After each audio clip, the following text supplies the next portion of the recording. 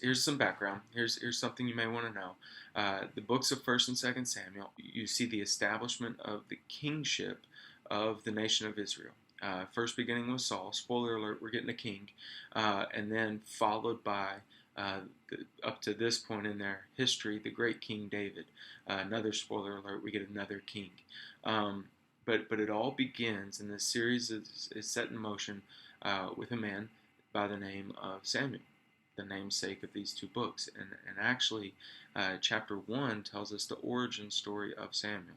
This story that we have at the beginning here, it's almost like a scene in a movie that it helps you better understand the movie. But I wouldn't say that you're going to see a whole lot of direct ties to this theme throughout the rest of this episode. However, and I just went from movies to TV, but bear with me.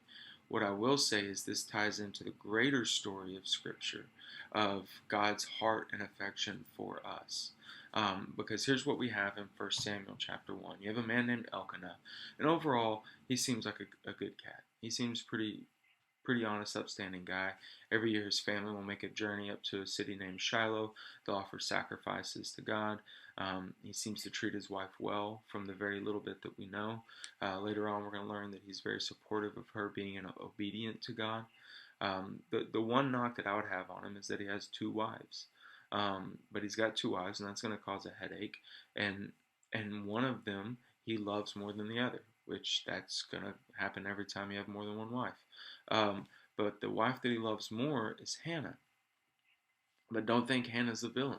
Okay, Hannah is loved dearly by Elkanah. Hannah also has no children, but the other wife has multiple children.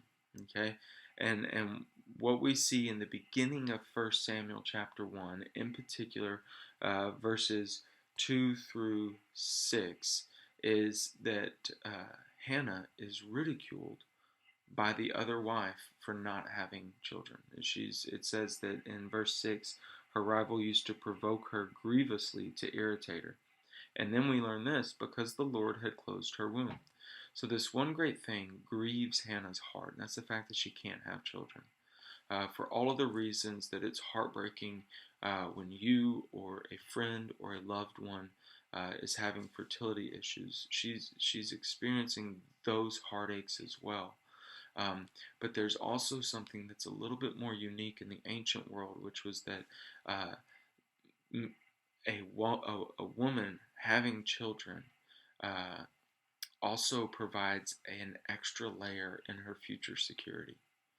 So that if something should happen within her marriage, either through divorce or she becomes a widow, her children will then be present to help take care of her for the rest of her life.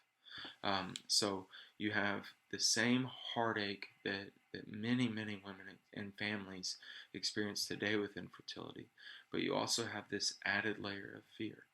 And so that's not something that Hannah's only going to think about on Tuesdays when she walks by the ancient temple school. There wasn't a temple school yet. When she walks by an ancient school, what you are going to have with something like that is it's not syrup in a waffle where the syrup just goes to the square that I pour it on. So a heartache like that is syrup on a pancake.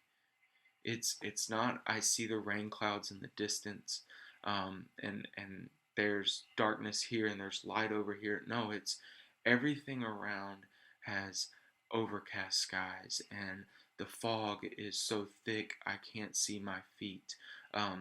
That's a different type of grief, and it's not one that you only think of on occasion. It's one that washes over you, and Hannah's walking in that, and but we see again in verse 6 that it was God who closed her womb, her her ability to have children, not her wound, like a flesh wound. Sometimes I don't enunciate well, but the reason I'm pointing that out is I don't want us to have these misconceptions that God is against us and that God is out for us and that God is hurting us. And sometimes God withholds things because we're not going to ever get them.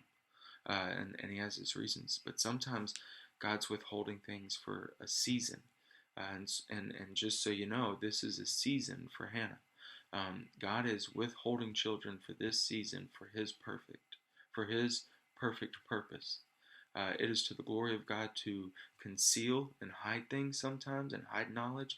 It is to the glory of God to reveal those things sometimes.